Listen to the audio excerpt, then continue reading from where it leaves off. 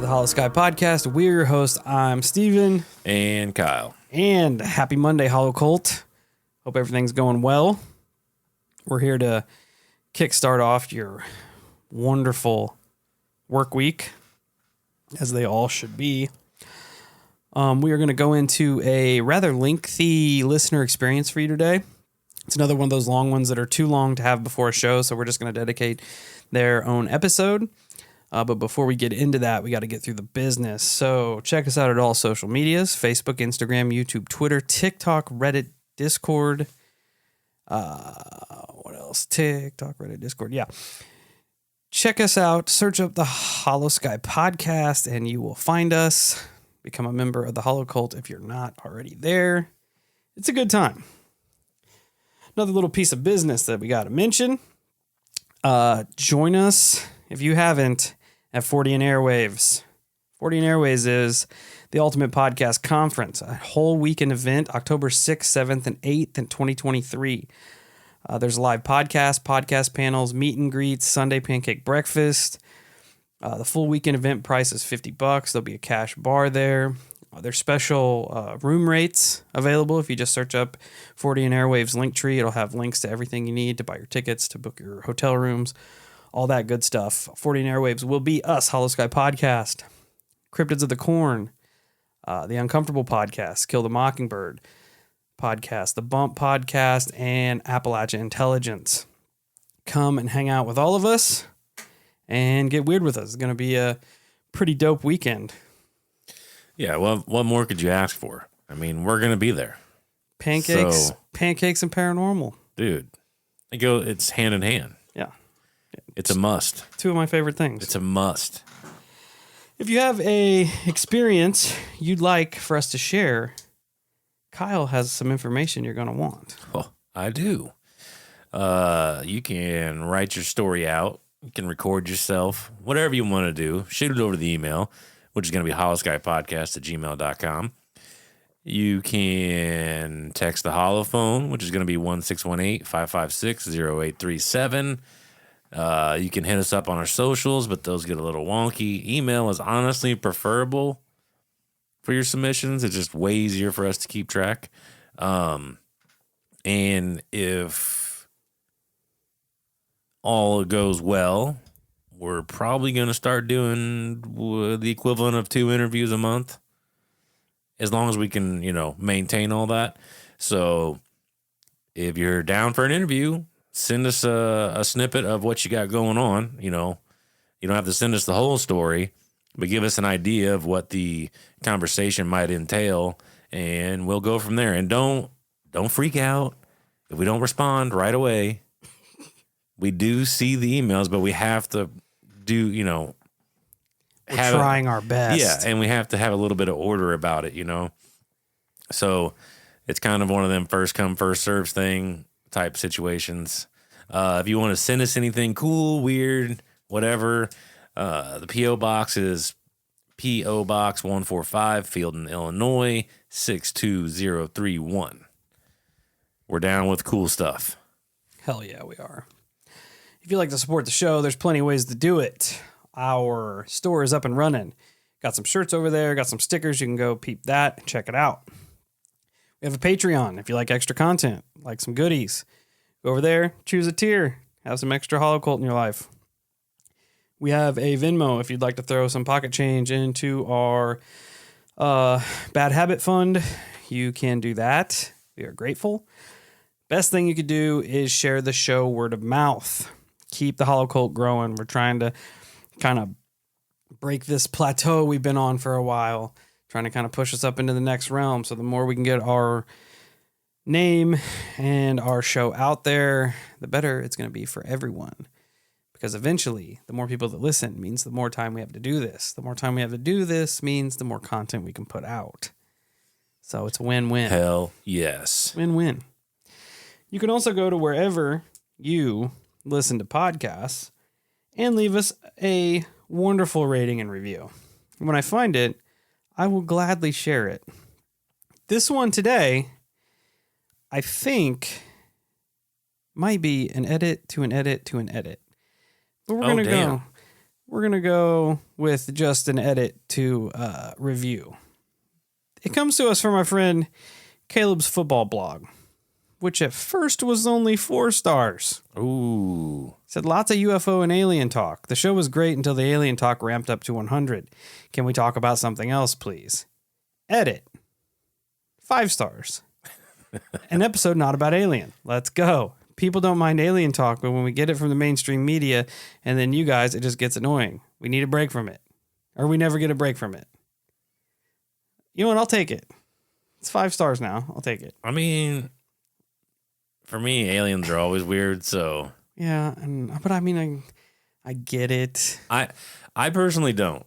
Kyle doesn't get it. And I don't only because I don't fucking watch mainstream media all the time. So it's still always new to me. Yeah. Instead of changing your favorite podcast, just change your mainstream media. Huh? That's a valid point. Huh? Make us your mainstream media. Yes. That would be awful. I think it's brilliant. I think it's absolutely brilliant. It's a beautiful thing. It makes the most sense in the long run. Kyle's got a very valid point. I do. Actually, yeah. Stop listening to the news. Start listening to the Hollow Boys. Yeah, most of the time we're trying not to talk about what the news is talking about. Lame shit. Yeah. Like Project Serpo. You didn't hear that on the news? No, Steve could run that right now and I would still be as excited. I'm not trying to talk about Tic Tacs in the sky all the time. No.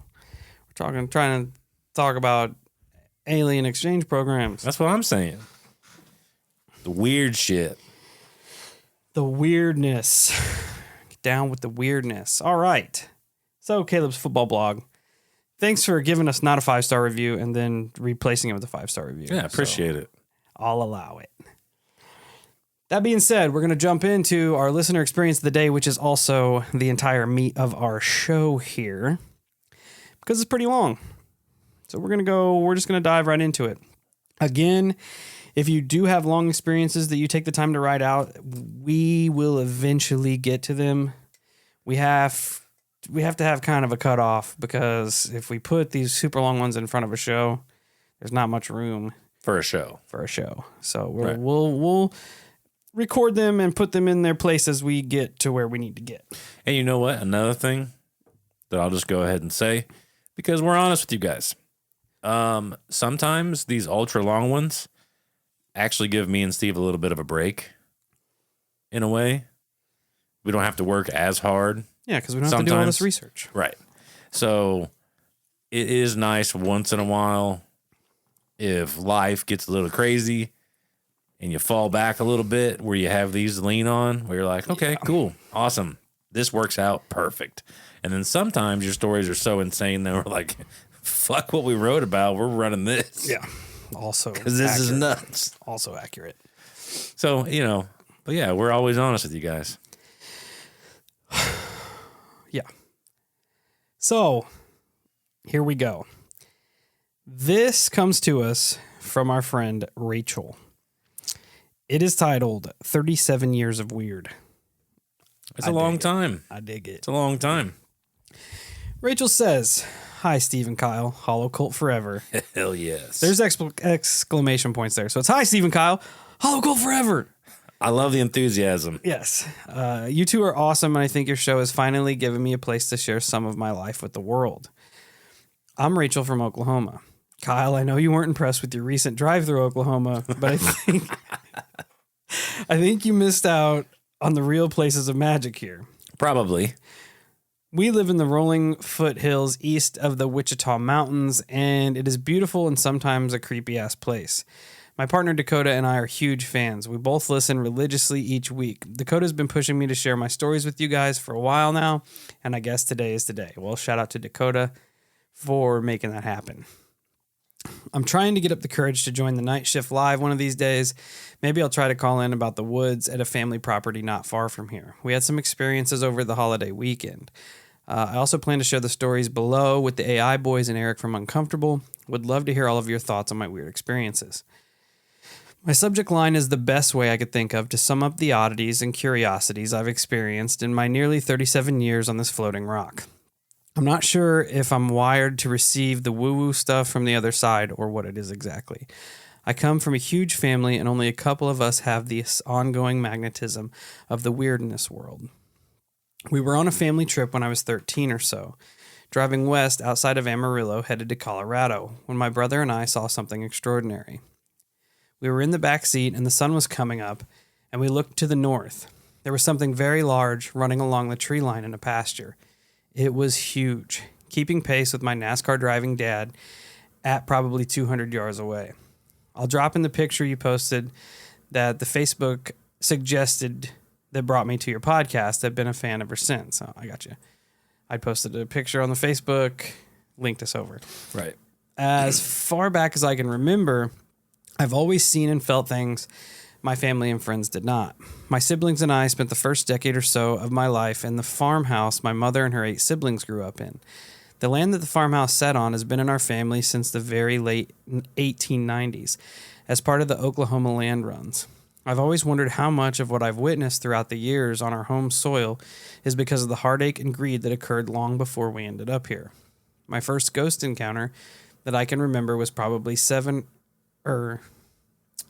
My first ghost encounter that I can remember, I was probably 7 or so.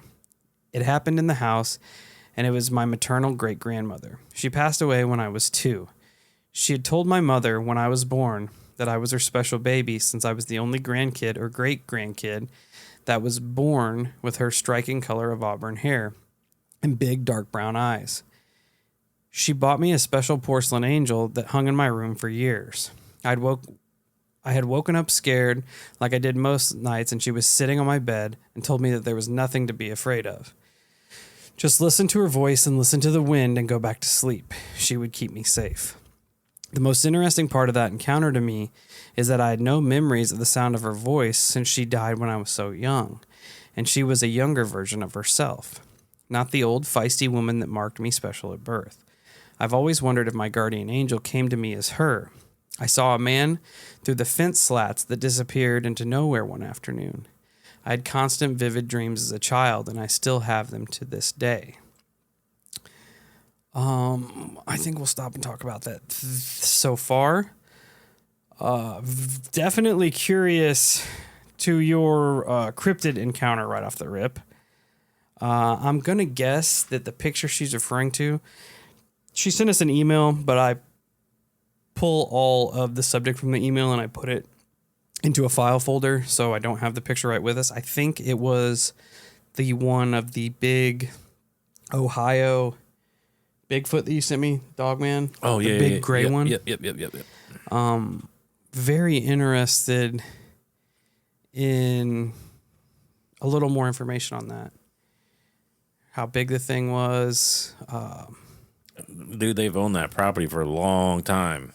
Like, it's been in the family, you know, she was saying, and which I love. I love the fact that there's that much history there for, you know, all of her generation there. Yep. And she makes a good point about all of the trauma and heaviness that's on that land from the land runs, you know? Yeah. So it definitely could spark up some spiritual, you know, recourse, Absolutely. I guess, whether it be malevolent or benevolent. It's also cool that she is in touch with her great-grandmother so much. The fact that she even visited post-death. I like that she states that she didn't recognize, she should not know the sound of her mother or great-grandmother's voice because she doesn't remember hearing it because she was so young. Right. It was pretty cool. Rachel says, I will mention that I grew up in a mixed religion home, but a very faith-oriented and happy home. I feel like our life was like being in Mayberry. My family was very close on both my mother's and father's side. My dad was raised in the Church of Christ and told us he had been to church enough until he was 18 to last the rest of his life. and my mother was Catholic. My parents agreed that we should be raised with faith at the center of our lives, and my mom took us to church every week in religious education classes from kindergarten through high school. When my sister was with us for the weekend, we would go to the Church of Christ on Sunday service with my grandma. Growing up Catholic, we were taught that ghosts were not real, and that souls went to purgatory until they were prayed out of by the living. If you saw a ghost, it was a demon, and you just needed to stay away from all of it. I still say the Lord's Prayer, a Hail Mary, and a Glory Be every night before I sleep, and when I wake up scared. The Lord's Prayer has chased shadows from my room and calmed my heart more times than I can count. There really is power in prayer. I'd bet my life on it. We were told that if you were really an exemplary soul, you went straight to heaven, or straight to hell if you were a real shit ass. Hell yeah. But most folks would just go to purgatory. Those damn shit asses. Real shit ass. Most souls would just go to purgatory. The Church of Christ side was a little tougher. God softened my grandma's heart near the end of her life, and she finally admitted that she didn't think I was bound for hell just for being Catholic. She loved us with her whole heart and never stopped trying to save our souls, but she finally started to realize that the way she had been taught may not be the only way to heaven. For her sake, I hope she's resting peacefully, waiting for Jesus to come back and release her to heaven. Personally, I know ghosties and ghoulies are real, and I like to think of purgatory as another dimension right here on Earth. That's a whole nother section of my life that I'm still sorting through, though, and probably will be until I die. I've never personally believed that God doesn't want any of us in hell. I've always personally believed that God doesn't want any of us in hell, so we can work off the bad deeds from this life in purgatory or through reincarnation. Please don't tell my granny. She would be so pissed that I'm saying that out loud. Don't tell her I think all aliens and Bigfoots and creepy weird shit in the woods are just as real as humans are, and that God created all of them as well. We just don't have a Bible for their story because the Bible just guides humans on our journey. I was encouraged to learn and grow in faith outside of the Catholic Church all throughout my life. Even my favorite nun wanted us to explore the different religions and belief systems of the world so we could find our own closeness to God. R.I.P. Sister Joanne. Shout out to Sister Joanne. I can respect that thought process too, and the way you were raised. I mean, that to me, that is like being well-rounded at the very, very least. Like that undersells everything that you've worded here, but I can appreciate it so much because I think it makes you more open than most people are ever going to be. And that level of understanding, in my opinion, is very important. Yep. And I mean, it is. It's like open-mindedness to the fullest when it comes to the extent of religion. You know what I mean? Yeah. I mean, and I especially love the idea that, because we know, Steve and I both know, and all of you know, how decisive religion can get. But I think it's awesome that you grew up in a house where it was two separate religions, and yet you guys were all as close as you were. I think that's awesome. And to me, that's what it's supposed to be, is everybody is finding their own path, you know, and like you worded it, their closeness to God. They encourage that, which I think is perfect. I think that's amazing. And that's how all loving is supposed to be portrayed, giving you the option to make those decisions, right? And you find your right path. I think that is just awesome. It was stated very eloquently in here. I guess that's a good way to put it. It was very well put. So, Sister Joanne would be proud. My parents never denied that I was seeing and experiencing things that they didn't, even if they thought I was weird. I was their weirdo, and they were damn proud of me for the way my brain worked. Thank goodness for that, because a few years later, my mom and I would have a life-altering 4th of July weekend Mass. I don't know how familiar you are with the stigmata phenomenon, but it is definitely worth a multi-episode deep dive down on its own. There were so many forms of stigmata that science and skepticism cannot explain. Here is my story. Shit. I've started putting together little pieces of the stigmata that I was going to do an episode on, but I haven't got to it yet. So I'm pretty excited right now. It was the 4th of July weekend, and we were attending Saturday night mass before we went to a big fireworks and carnival in a neighboring town. I was 10 or 11, not totally sure. We were only a few rows back from the altar with myself, my mom, my younger brother, my uncle, and 2 cousins around the same age. We had reached the halfway point of the mass, and the priest was beginning the preparation of the Eucharist. You know, the part where other religions think we're nutty or witchy, where the priest prays the bread and the wine into the body and blood of Christ. We're kneeling during this part. This is normally where a young kid's head starts to lull and their eyes are closing, dreaming about hot dogs and hamburgers and wondering how awesome the fireworks are going to be later. However, I'm not doing any of these things. I'm intently watching the priest's hands. He's saying the prayers, which I know by heart, and I'm reciting them in my head along with him. I'm starting to notice something very odd. When he raises the host, which is the bread, and the chalice full of wine, it looks like he has cut his fingers and there's blood rolling onto the chalice. I start to squirm and try to get a closer look. I had no idea that my mom was seeing exactly the same thing that I was seeing. She leaned over and quietly whispered, "What are you looking at?" I told her, "The priest cut his hands on the cup. Does he not feel the blood on his hands?" I was concerned that it was a lot of blood and he needed to stop the service. All of this took place in less than a minute. There are white hand towels the priest will rinse his fingers with before touching anything else, and I notice he's wiping his hands, but there's no blood. Not one single spot on the whites of the towels. My mom saw the same thing. She didn't want to coach me through what I saw, but later confirmed when I explained to her that night exactly what I saw, that she had seen it too. She asked her brother, my uncle, if he had seen anything strange, and he said no, not at all, just a normal mass. His kids didn't see anything, my little brother didn't see anything, only my mom and I saw it. At the time, we had no idea what we witnessed. We have a cousin that's a priest, and our mom reached out to him a while later and asked him if he knew what we saw. He was very patient and thorough in explaining the profound experience we had. We had witnessed a stigmata. He knew the priest who said our mass that day and encouraged mom to write him a letter explaining what we saw. The priest responded to us. He requested to stay anonymous, but encouraged us to share our story when we felt compelled to do so. He believed that God had allowed us to witness a miracle, but he did not know the why or the how. He did not witness it, even though it was happening with his own hands.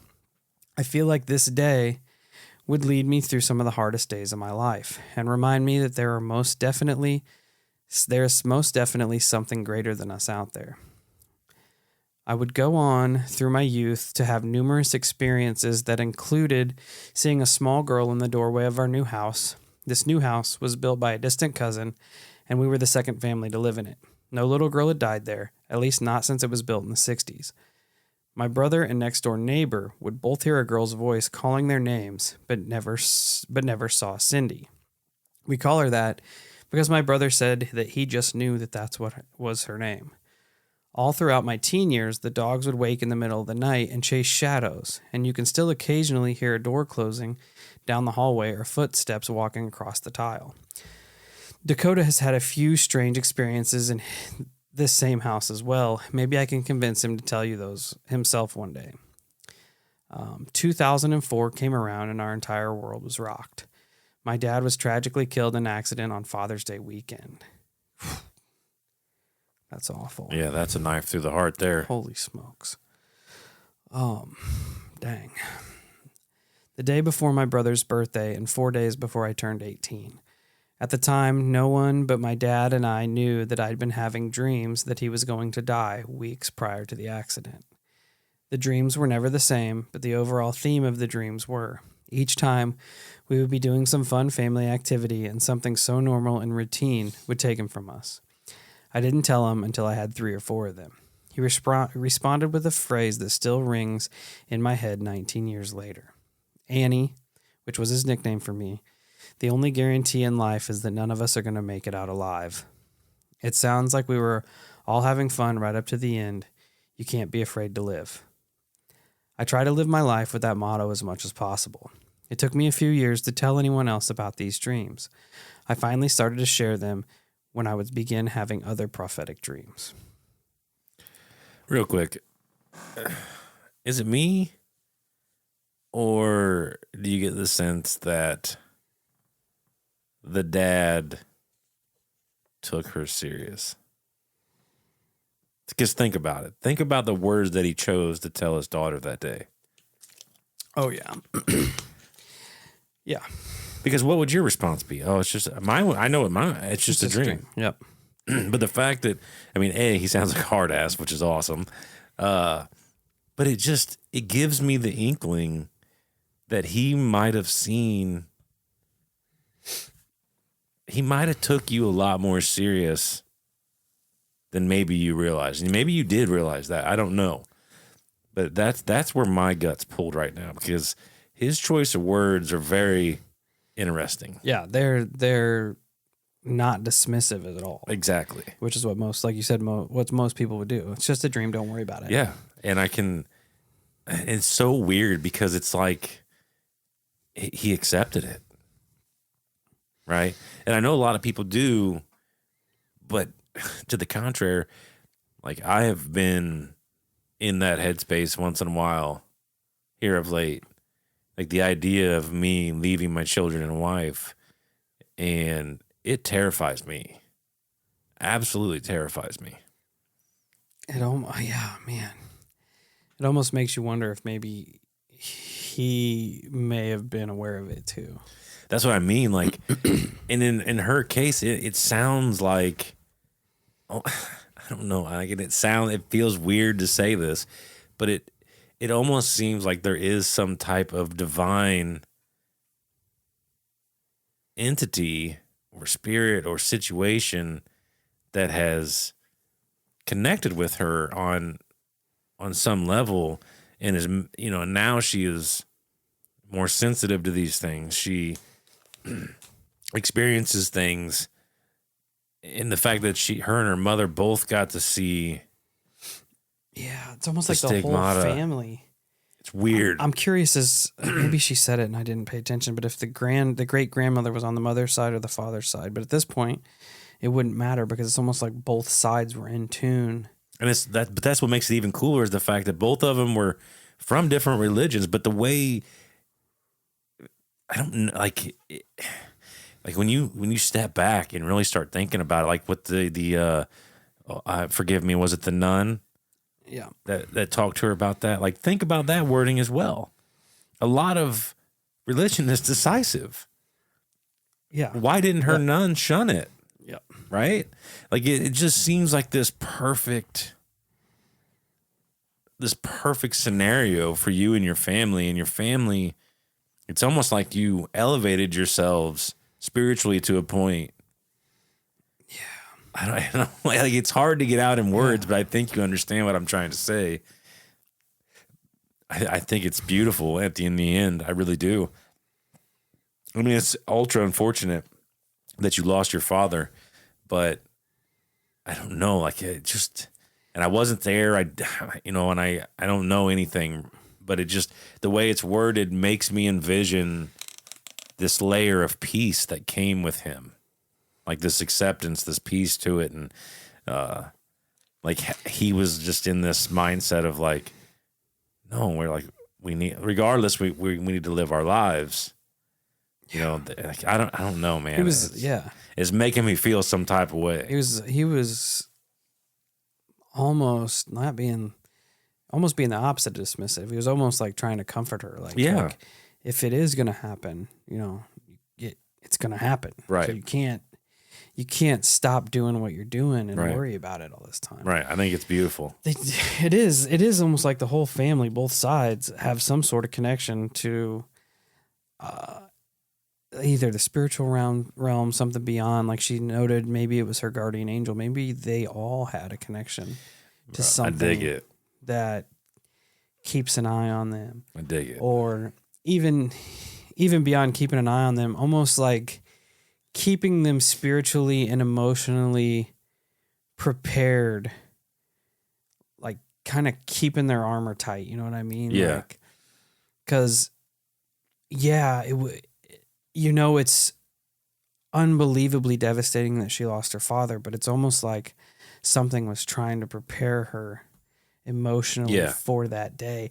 And maybe something was preparing him as well, because his response seems like he too may have known that this was coming. Right. Yes.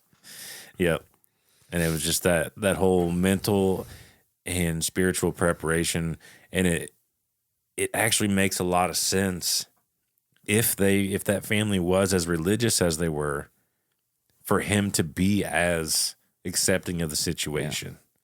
Yeah. You know what I mean? Because a lot of people would call it like okay, well, I'm being called home now. Like, it's okay. Yeah. You know, they don't get ultra high strung about it because it's where they want to go eventually anyways. And there's just this calming effect to it. Like, okay, you know, I don't know. It's just that little bit right there has my brain just rocketing off into other dimensions. And it's almost like their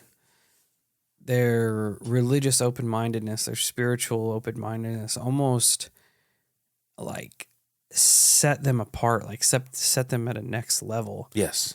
To where we're almost like they can be in tune with these kind of things. Yeah. Like, she saw essentially the guardian angel that was her grandmother. She saw Stigmata. the miracle of the stigmata. She essentially foretold the death of her father, where she, probably unbeknownst to her at the time, she was emotionally preparing herself for what was going to happen. Yep. It's almost like leveling up. Like, it's fucking weird, man. Yeah, like you. But it's weird in a good way, right? Outside of the fact that you lost your father, I don't wish that at all. Because it's devastating, you know. I'm a Klingon. I would want to stay with my family as long as I possibly can. Yeah. I don't know. And I think it's just, so far, the overall message has been pretty awesome. I am curious as to what the other prophetic dreams were.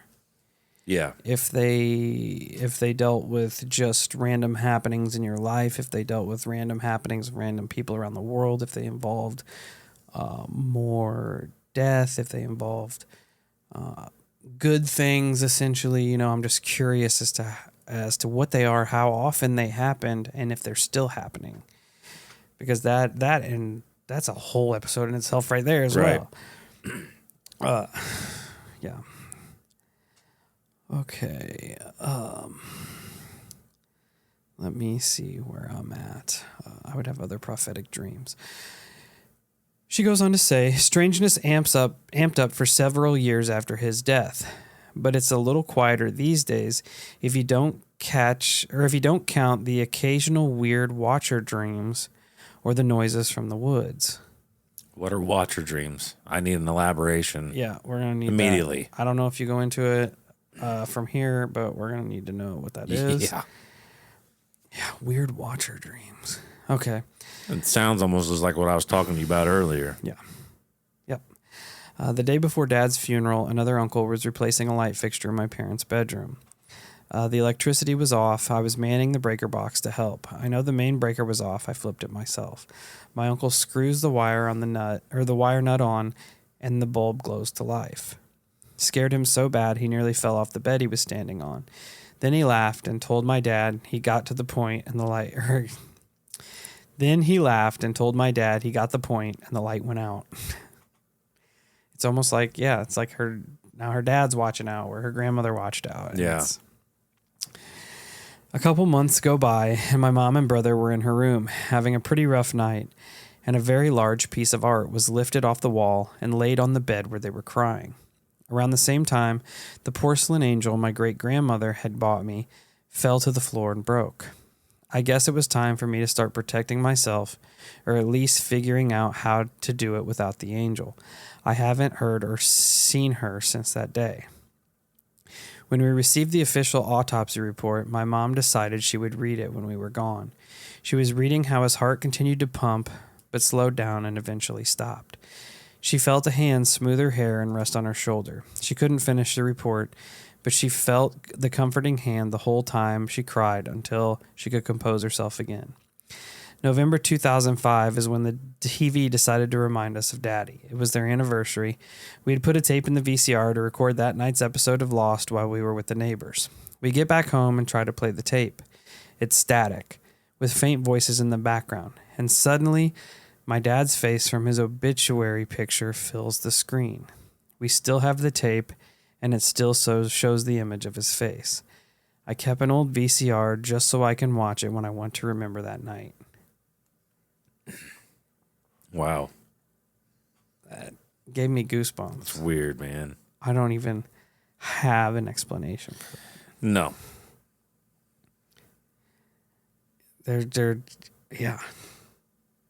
No. I mean, I appreciate the fact that your father essentially comforted your mother in her time of need, you know.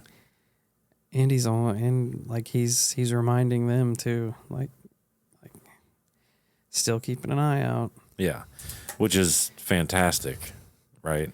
And maybe that's why we haven't got through the story yet, but maybe that's why the original angel ends up leaving.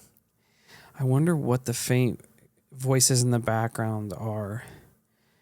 Could you make out what they're saying? I'm just curious as to maybe there's more message here to be found than just the obituary image. Those are the most significant events from the first 20 years or so of my life. It got really weird during the mid-2000s to 2020. I had a life-saving interference on a desolate highway, and I was pretty sure I lived through a demon house possession. This time in my life would probably need a part 2. I'd love to talk all about this stuff in a phone interview. Dakota keeps telling me to reach out after last week's night shift to mention the stigmata briefly. I took it as a sign to go ahead and make contact, so here I am. I'm open for discussion and ideas, but I do hold pretty firmly to my faith in God, Jesus, angels, demons, Buddha, all of them. I've always thought that they are telling the same story, just translating in a way that makes sense to their audience. You can reach me here on my cell phone number. If you want to get more information, I'm happy for you to use any part of this as a listener experience or set up an interview.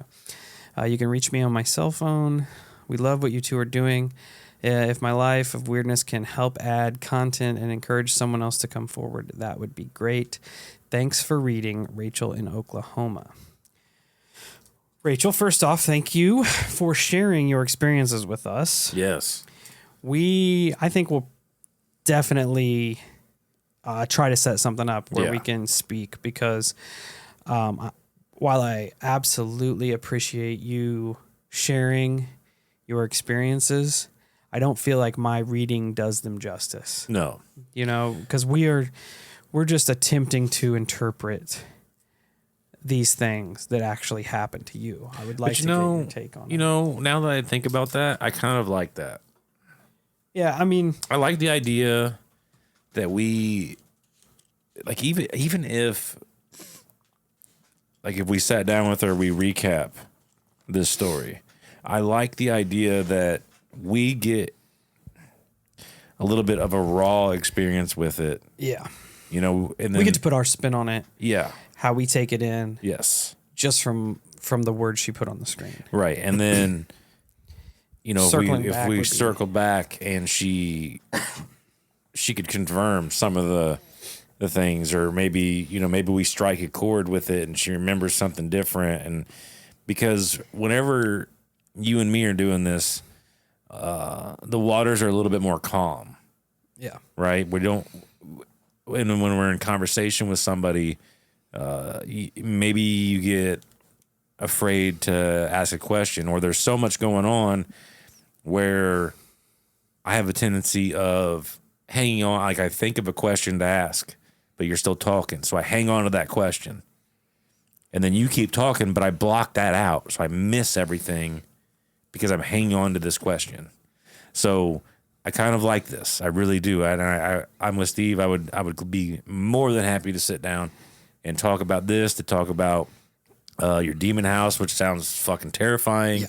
But you sound like a damn spiritual badass that you probably took that shit in stride.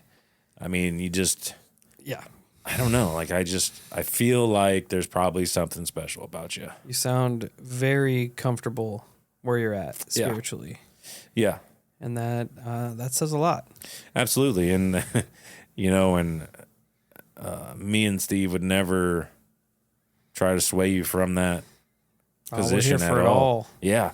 I love differing thoughts and ideas because the way you explained it is pretty much exactly how I have tried to explain it time and time again. I just didn't do it as well as you. So, but I can appreciate it so much. We don't have enough of that overall acceptance. Like the word acceptance is like, it's not anymore. Yeah. If you're not me, then fuck you. That's the way of the world, right? And I'm kind of with you in the way you perceive everything, and I really like it. It was very enlightening. Yeah, I really liked it. I enjoyed it a lot.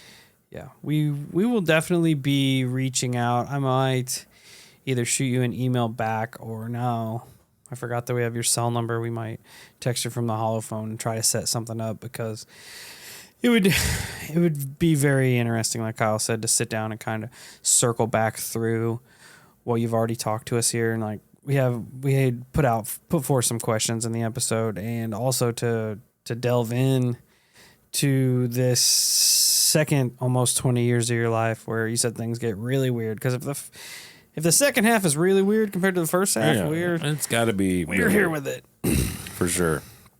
But again, Rachel, thank you so much for taking the time to share your experiences with us. It's greatly appreciated. It is.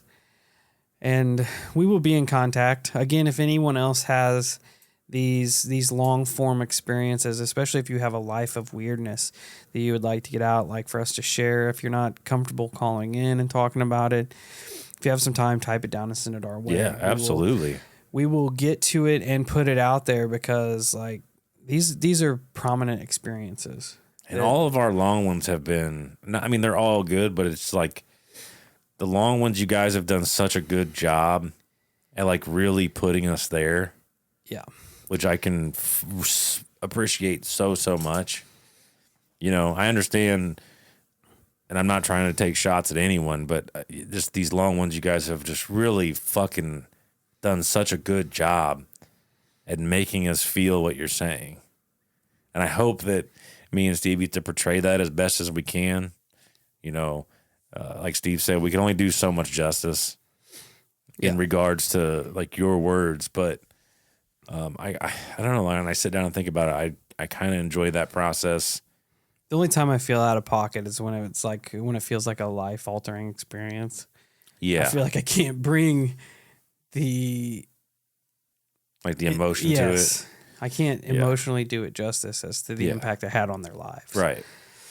Because I wasn't there. It wasn't me, you know? Yeah. I mean, but like I said, I've recently thought about being away from my family, and it sucks. It is the absolute worst feeling that I've had to date. It is heavy. It's reality is so much heavier when you have children. Yeah. It is crazy how much heavier your burden gets. It changes everything. It really does, because it makes you want to always do better. Yeah. You know, because like as a parent, you're supposed to be there to protect and just be there, and you want to, at the bare minimum, you want to see your kid grow, you know, and experience things and laugh and all of it. It's just I don't know. I take true solace in the fact that from your story, it sounds like your father is watching over all of you, that is so awesome. And I mean, it was, when you say it like that, your dad passed, and once it's almost like he took the reins of being that spiritual guardian over your family. Yeah, that's what I said. Maybe that's why the angel backed off, because he took over. And I can deal with that. Yeah. I like that. That was solid. Again, can't thank you enough, Rachel, for taking the time to share your experiences with us. Hollow Cult, don't be afraid to reach out and share your stories. Kyle gave you all the information at the beginning of the show. That being said, we're going to wrap it up right quick. Check us out at all our social medias, Facebook, Instagram, YouTube, Twitter, TikTok, Discord, Reddit. Just hope everybody had a good Monday and this kind of gets it kicked off in the right direction. And until we meet again, stay safe, stay weird, and take heed of the words that Rachel's dad left her with. You cannot be afraid to live.